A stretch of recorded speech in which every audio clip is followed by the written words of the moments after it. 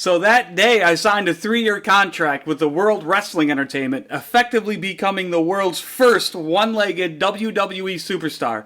It was the greatest day of my life up until that point. It was amazing. Here's a picture from the first photo shoot we did. This is the first headshot, and you can see how proud I was of being there and wearing that WWE shirt. I'll never forget it. I was giving a presentation to an entire elementary school in Columbus, Ohio, and I showed this picture. And all of a sudden, this little girl stands up in the middle, in front of her whole school, points at the picture, points at me, and goes, "That ain't you!" I said, "What?" She goes, "That's not you!" I said, "What do you mean? Of course it's me. How is it not me?" She goes, "That ain't you." I said, "Why?"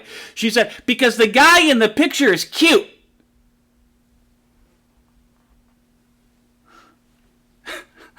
I said, "Honey, I will drop kick a 4th grader right now and not think twice about it. Believe me, I have personal liability insurance. The check is already cleared. I'm good. You can come eat the..." It was so funny. But then it got weird because her teacher stands up, points at her and goes, "Latoya, sit down and be quiet." And I saw the color from her face drain. I saw how proud she was of her own joke, and I saw that just get diminished right in front of my eyes. And I got these weird PTSD-like flashbacks to when I was a kid, and teachers and substitute teachers and guidance counselors and bus drivers, and they all said the same thing to me, which was, "Zach, sit down and be quiet." And I thought, that's not right.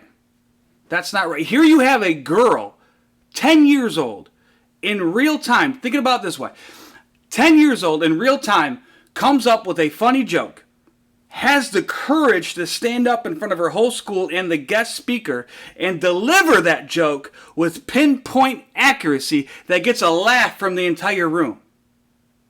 Now, if you ask me, that's not a voice that needs to be sat down and shut up. That's a voice that should be celebrated, nurtured, grown. That's a powerful voice. Think about how powerful that voice is at 10 years old. How powerful will that voice be at 20 years old?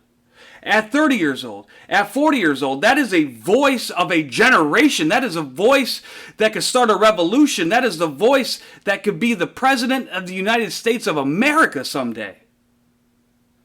See, the problem is, a lot of people in authority like to put us in a box.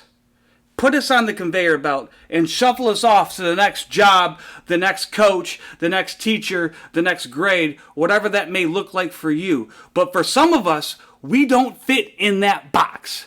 Latoya did not fit in that box. Zach, when he was starting his wrestling career, does not fit in that box.